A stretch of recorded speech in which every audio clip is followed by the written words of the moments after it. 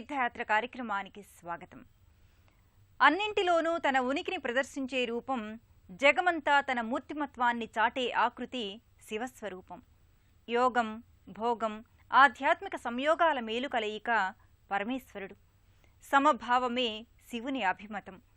శివుడు కానిది ఈ సృష్టిలో ఏదీ లేదు. వేదమయ ప్రకాశ రూపినిగా శివతత్వం తేజరిల్లుతోంది. అలాంటి మహాదేవుడికి ప్రథమ భక్తుడు నంది.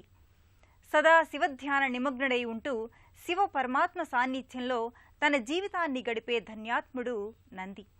అలాంటి మహాభక్త శిఖామణి, ప్రమద గణాలకు అధినాయకుడు, శివభక్త ప్రథముడైన నంది ప్రతిష్ఠించిన శివలింగం కర్ణాటక రాష్ట్రం కాలాబురాగి జిల్లా దండగుండ్ గ్రామంలో బసవేశ్వర స్వామిగా పూజలందుకుంటుంది.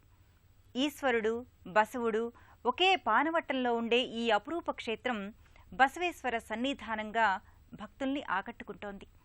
ఈ ఆలయ విశేషాల్ని నేటి తీర్థయాత్ర అంటే వృషభం. ఆ వృషభమే బసవ. బసవా బసవా వృషాధిప అంటూ వీరశైవులు బసవణ్ణి సాక్షాత్తు శివస్వరూపంగా ఆరాధిస్తారు. వీరశైవానికి అత్యధిక ప్రాబల్యం, ప్రాచుర్యం ఉన్న కర్ణాటకలో నంది ఆరాధనకు విశేష ప్రాముఖ్యం ఉంది. శివుడితో సమాన స్థాయిని నందికి కల్పించి నందీశ్వరునిగా, బసవేశ్వరునిగా పూజిస్తారు. ఆ సంవిధానంలోనిదే దండిగుండ్లోని బసవేశ్వరాలయం. 2 శతాబ్దాలకు పైబడి చరిత్ర ఉన్న ఈ ఆలయం కర్ణాటకలో ప్రసిద్ధ శైవక్షేత్రంగా అలరారుతోంది. నందీశ్వర ప్రమథనాథాయ మహేశ్వరాయ అంటూ నందీశ్వరుడితో మేళవించి శివుణ్ణి స్తుతిస్తారు. శివభక్తులలో నంది అగ్రగణ్యుడు. త్రైగుణ్యం శూలమేతస్య పరమసత్యనిష్ఠతః అనేది లింగపురాణోక్తి. సత్వరజస్తమో గుణాలకు ఆధారంగా నిలిచే దండం నిర్గుణ స్థితికి ప్రతీక. నందీశ్వరుడి 2 కొమ్ములు, ముఖారవిందాన్ని త్రిశూలానికి సంకేతంగానూ భావిస్తారు. కన్నడ సీమలో వీరశైవ మతానికి విశేష ప్రాముఖ్యం ఉన్న సందర్భంలో బసవేశ్వరుడి కాలంలో ఈ ఆలయం నిర్మితమయ్యింది. ప్రాచీనత, శివపరమైన ఆధ్యాత్మికత ప్రస్ఫుటమయ్యే ఈ ఆలయ దర్శనం ఒక అనిర్వచనీయమైన అనుభూతిని కలిగిస్తుంది.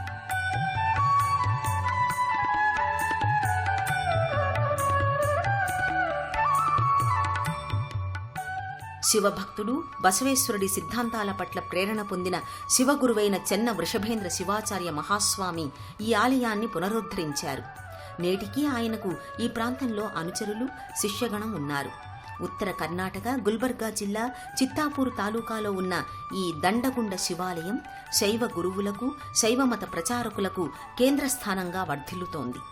ప్రాచీనత్వం ముట్టిపడే రీతిలో శివభక్తి పారమ్యత అడుగడుగునా ప్రస్ఫుటమయ్యే నేపథ్యంలో ఈ ఆలయం భక్తుల్ని విశేషంగా ఆకట్టుకుంటోంది. నందీశ్వరుడు ప్రతిష్ఠించిన ఈ ఆలయంలోని శివలింగం అపురూపమైనది. నందీశ్వరుడి తపోధ్యాన స్థలిగా ఈ క్షేత్రం విఖ్యాతిగాంచింది.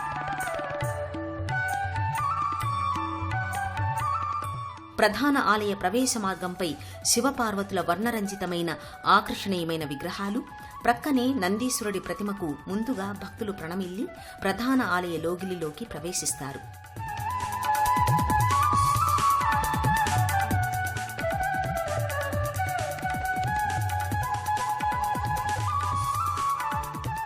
ఒకప్పుడు కీకారణ్యంగా ఉన్న ఈ ప్రాంతంలో ఎందరో యోగులు, మహర్షులు తపస్సు చేసుకున్నారు. వారందరికీ ఆరాధ్య దైవంగా దండుగుండు బసవేశ్వరుడు వర్ధిల్లాడు. బసవశరణం బసవశరణం భక్తిభావ బంధురం బసవశరణం బసవశరణం భవభయహరణం అనేది స్థానికంగా జనశ్రుతంలో ఉన్న ఆధ్యాత్మిక పలుకుబడి. ఈ ఆలయ ప్రాంగణంలోకి భక్తులు శివధ్యాన నిమగ్నులై బసవేశ్వర స్మరణయుక్తంగా ప్రవేశిస్తారు.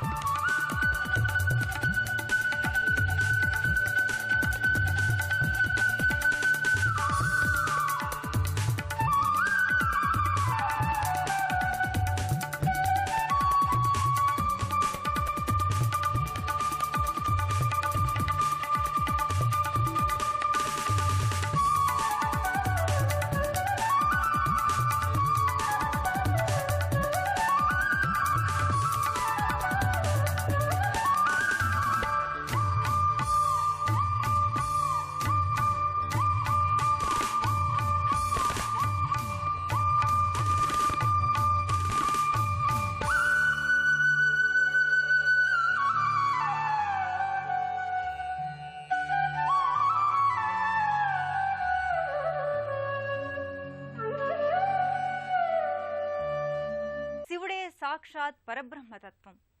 శివుడే మూల నిరాకార స్వరూపం. శివుడే సాకార నిరాకార రూపం అనేది వేదం చెప్పిన మాట. ఏ దైవం సర్వాంతర్యామిగా సర్వసాక్షిగా సాకారమవుతుందో ఆ రూపమే శివపరమాత్మ. బసవరూపంలో ఉండే నంది తాను నిత్యం ఆరాధించే స్వామిని జగత్ప్రభువుగా అభివర్ణించాడు. తన స్వామిని తన చెంతే అనే రీతిలో శివుడు నంది ఒకే లోగిలిలో నెలకొని నందికేశ్వరుడిగా, నందీశ్వరుడిగా, బసవేశ్వరుడిగా భక్తుల చేత పూజలందుకుంటున్నాడు. శివస్య బ్రహ్మరూపత్వాన్నిష్కలత్వాచ్చ నిష్కలం లింగం తస్యైవ పూజాయాం సర్వవేదేషు సమ్మతం తస్యైవ సకలత్వాచ్చ తథా సకల నిష్కలం. శివుడు పరబ్రహ్మస్వరూపుడు, నిరాకారుడు. శివుడికి మాత్రమే లింగాకృతిలో అర్చన చెయ్యాలి. శివుని అనుగ్రహం వల్ల అసాధ్యాలన్నీ సుసాధ్యమవుతాయని నందీశ్వరుడు లోకానికి వెల్లడించాడు. గర్భాలయంలో ఒకే పానవట్టంలో నంది ప్రతిమ, నందికి కుడివైపు ఈశ్వరలింగం తేజరిల్లుతాయి. నంది ప్రతిమపై మూపురంగా శివలింగాకృతి ఉండడం ఇక్కడ నంది స్వరూపం ప్రత్యేకత. అందుకే స్వామిని నందీశ్వరుడిగా వ్యవహరిస్తారు. నంది విగ్రహంపై ఉన్న శివలింగంపై ధారాపాత్ర ఉంటుంది. రజత మంటపంలో దివ్య సమ్మోహనకరంగా పుష్పాలంకృతంగా బసవేశ్వరుడి అలంకారం శోభిల్లుతుంది. వృషభం ధర్మానికి ప్రతీక. మీరు సదా ధర్మబద్ధులై నిజాయితీపరులై ఉంటేనే శివకరుణ సుసాధ్యమవుతుందనేది శివభక్తుడైన నంది సూచించాడు. 4 దిక్కులా వ్యాపించిన శివతత్వానికి నంది సంకేతం. నంది 4 పాదాలు 4 దిక్కుల్ని సంకేతిస్తాయి. బసవేశ్వరుడి శిరస్సున రజత కిరీటం, వెండి కొమ్ములు, రజత నేత్రాలు, పుష్పమాలికలు, తమలపాకుల మాలిక అలంకృతంగా భక్తులకు నేత్రపర్వం కావిస్తాయి. ధూపదీప నైవేద్యాలతో ఈశ్వరుడు బసవేశ్వరుడు భక్తజన హృదయానురంజకంగా ప్రకటితమవుతారు.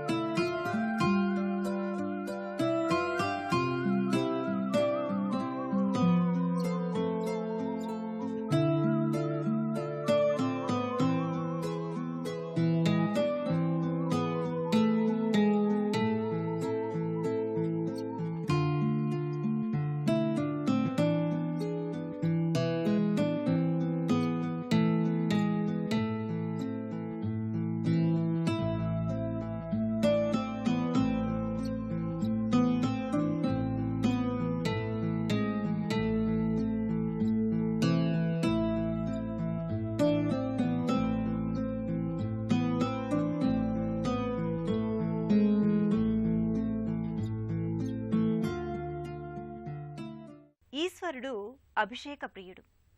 అభిషేకం ద్వారా ఈశ్వరుణ్ణి ప్రసన్నం చేసుకోవచ్చు. ప్రతినిత్యం కైలాసంలో మొదటి అభిషేకం శివుడికి నంది నిర్వహిస్తాడని ప్రతీతి.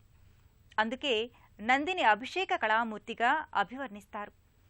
అభిషేక ప్రక్రియ అనేది ఆధ్యాత్మిక సంవిధానంలో సర్వ సమర్పణ భావానికి సంకేతం. దైవం సృజించిన అంశాన్ని కృతజ్ఞతతో దైవానికే సమర్పించటం అభిషేక ప్రక్రియలో ముఖ్యోద్దేశం. బసవేశ్వరుడికి ఈశ్వరుడికి నిర్వహించే అభిషేక వేడుక నయన మనోహరంగా ఆకట్టుకుంటుంది. శివారాధనలో శివజపం, రుద్రపఠనం, శివధ్యానం వంటి ప్రక్రియలుంటాయి. వీటన్నింటికీ మించి దివ్యమైన భవ్యమైన శక్తి సమన్వితమైన ప్రక్రియ అభిషేకం. 33 కోట్ల దేవతలలో ఏ దైవానికి జరుగని అభిషేకం శివునికి జరుగుతుంది. పాపక్షయం కావడానికి, సర్వ శుభాలు చేకూరడానికి, సర్వ అరిష్టాలు నివారణ చెందడానికి, పరమ వైరాగ్యం పొందడానికి శివాభిషేకం ఉపకరిస్తుంది. బసవేశ్వరుడికి గోక్షీరం, పెరుగు, భస్మోదకం వంటి ద్రవ్యాలతో అభిషేక ప్రక్రియ కొనసాగుతుంది. శివుడికి బసవేశ్వరుడికి చేసే అభిషేకంలో ద్రవ్యాన్ని బట్టి ఫలం, శివానుగ్రహం ఉంటాయి. ఏ ద్రవ్యంతో శివుడికి అభిషేకం చేస్తే ఏ ఫలం కలుగుతుందో తెలుసుకుని భక్తి ప్రేమలతో జ్ఞాననిష్టతో అభిషేకం చేస్తే 1,000,000 రెట్ల అధికంగా ఫలం దక్కుతుందని రుద్రాధ్యాయం వివరించింది. రుద్రం, నమకం, చమకం వంటి స్తోత్రాలతోనే కాక శివ పంచాక్షరితో కూడా అభిషేకాన్ని నిర్వహించవచ్చు. పంచాక్షర జపేనైవ సర్వసిద్ధిం లభేన్నరః. పంచాక్షర మంత్రాన్ని జపించే మానవుడు సర్వసిద్ధుల్ని పొందుతాడు. శివ పంచాక్షరీ మంత్రం సర్వశుభంకరమైన సకల మంత్రసారం. అలాంటి శివ పంచాక్షరీ సహితంగా ప్రతినిత్యం ఈ ఆలయంలో బసవేశ్వరుడికి అభిషేక ప్రక్రియ కొనసాగుతుంది.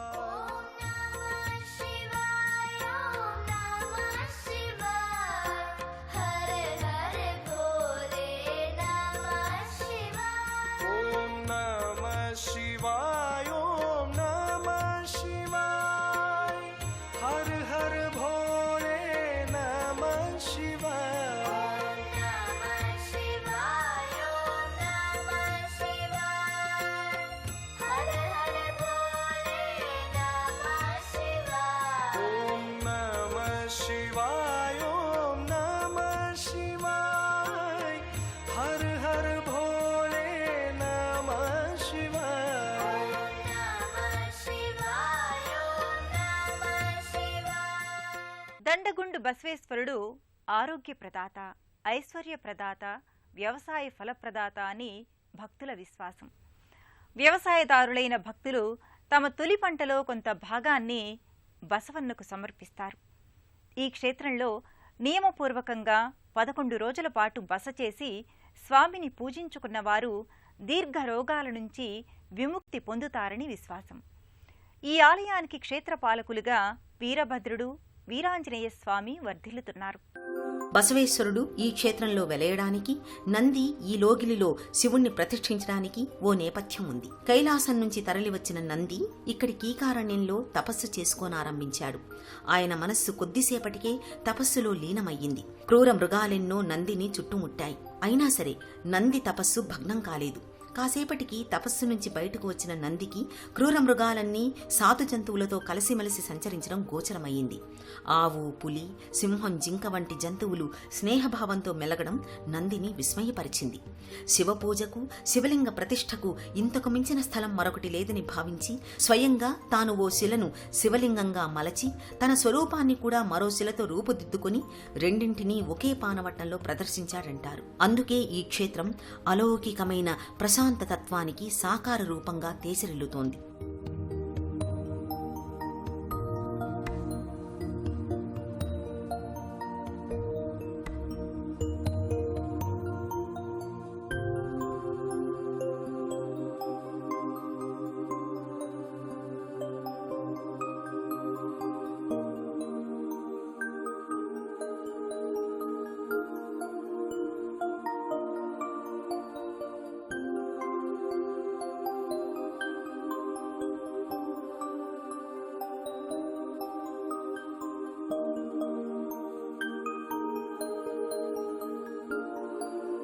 ఈ ఆలయలోగిలిలో వీరభద్రుడు క్షేత్రపాలకమూర్తిగా పూజలందుకుంటున్నాడు. వీర రసోపేతమూర్తిగా, చిన్మయ చిదానంద భరతునిగా భక్తులకు వరాల సిరుల్ని కురిపిస్తున్నాడు.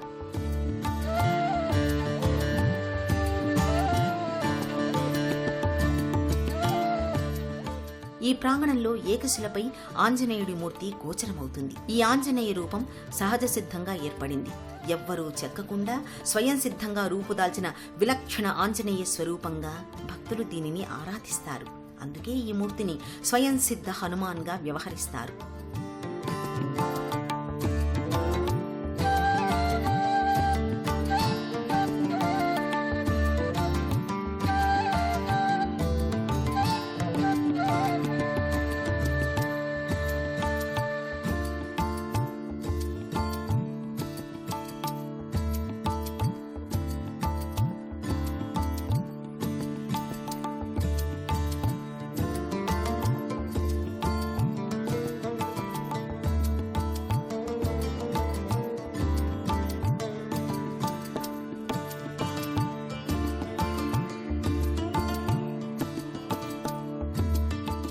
మహానందీశ్వరుడు శివుడికి ప్రథమ భక్తుడు. నందీశ్వర పూజతోనే శివ మహాదేవుడి నిత్య నైమిత్తిక విధులు ఆరంభమవుతాయి. నంది అంటే సాక్షాత్తు శివుడేనని పురాణాలు విశ్లేషించాయి. శివుడే నంది అంశతో ఆవిర్భవించి శివభక్తి తత్పరతను చాటడానికి నందిగా, వృషభునిగా, బసవ నామధేయాలతో పూజలందుకుంటున్నాడని ప్రతీతి. శివుడికి ఎన్నో అవతారాలు. లింగావతారం, హనుమదావతారం, జ్యోతిర్లింగాలు, భైరవ, వృషభ, నంది, శరభ, హటకేశ్వర, అశ్వత్థామ, వీరభద్ర, యక్షేశ్వర, ఏకాదశ రుద్రులు, వృషభావతారం, వైద్యనాథ, విజేశ్వర ఇలా ఎన్నో అవతారాలు పరమేశ్వరుడు ధరించినట్టు పురాణాలు చెబుతున్నాయి. అందులో శాశ్వతమైన నిత్యాభిషేక అర్చనాదులు అందుకుంటున్నది లింగావతారమే. సద్యోజాతం మొదలైన 5 అవతారాలు శివునివే. అష్టమూర్తిత్వం కూడా ఉపసంహరణ లేకుండా ఉన్నది. అవన్నీ ఆయా సందర్భాలలో నిత్యం పూజలందుకుంటూనే ఉన్నాయి. శివ పరమాత్మ అవతారాలలో దుష్ట శిక్షణ, శిష్ట రక్షణతో పాటు పరతత్వ సేవనం, సర్వ సమానత్వ సేవనం కూడా ఉంటుంది. బ్రహ్మ సృష్టిని కూడా ప్రభావితం చేయగల అద్భుత శక్తి మహాలింగాకృతి. శివుడు అగ్నిస్తంభంగా మహాలింగ రూపంలో ఆవిర్భవించిన వైనం పురాణాల్లో ప్రధానంగా ఉంది. మూలతో బ్రహ్మరూపాయ, మధ్యతో విష్ణురూపిణే, అంత్యతః శివరూపాయ, లింగరూపాయతే నమః అని బ్రహ్మ విష్ణు శివాత్మికంగా శివలింగాన్ని కీర్తిస్తారు. ఎక్కడ శివలింగం ప్రతిష్ఠితమైనా ఈ త్రిమూర్తి స్వరూపంగానే భావించాలి. ఏకాదశ రుద్రుల అవతార సమాహారంగా నందీశ్వరుడు మహాదేవుణ్ణి ఆరాధించాడు. కపాలి, పింగళ, భీమ, విరూపాక్ష, విలోహిత, శాస్త, అజపాత్, అహిర్బుధ్న్యు, శంభు, చండ, భవ ఇలాంటి ఏకాదశ రుద్రుల సమన్వయంగా తేజరిల్లే శివావతారం, అలాంటి శివస్వరూపంగా వర్ధిల్లే బసవేశ్వరుడి రూపదర్శనం సకల సన్మంగళకారకం, సకల శుభదాయకం. హైదరాబాద్ నుంచి వెళ్లే తీర్థయాత్రికులు చంగోమల, పర్కి, కొడంగల్, గుమాక్తల్, హందరికి, ఎర్గోళ్ల మీదుగా దండగుండ క్షేత్రానికి చేరుకుని అక్కడ కొలువై ఉన్న శ్రీ బసవేశ్వర స్వామిని దర్శించుకోవచ్చు. విజయవాడ నుంచి బయలుదేరే యాత్రికులు కోదాడ, సూర్యాపేట, హైదరాబాద్, చంగోముల, పర్కి, కొడంగల్, గుమాక్తల్, హందరికి, ఎర్గోళ్ల మీదుగా దండగుండ చేరుకోవచ్చు. సర్వ జగత్తు ఎవరిలో లీనమయ్యుందో, సర్వ జగత్తులోనూ ఎవరు లీనమయ్యున్నారో అదే శివలింగం. అన్నింటికీ ఆధారభూతమైన దైవం మహేశ్వరుడి. మంగళాకారుడు, శాంతస్వరూపుడు, శుద్ధస్వరూపుడు అయిన రుద్రుడు బసవేశ్వరుడిగా భక్తుడి నామధేయంతో అనుసంధానితమై దర్శనమిస్తున్నాడు. సమస్త శక్తియుక్తులకు ఆధారమై విరాజిల్లే ఆ మహాదేవుడి కృప మనందరిపై సదా వర్ధిల్లాలని ఆకాంక్షిద్దాం. మరో క్షేత్ర సందర్శనంతో కలుసుకుందాం. నమస్కారం.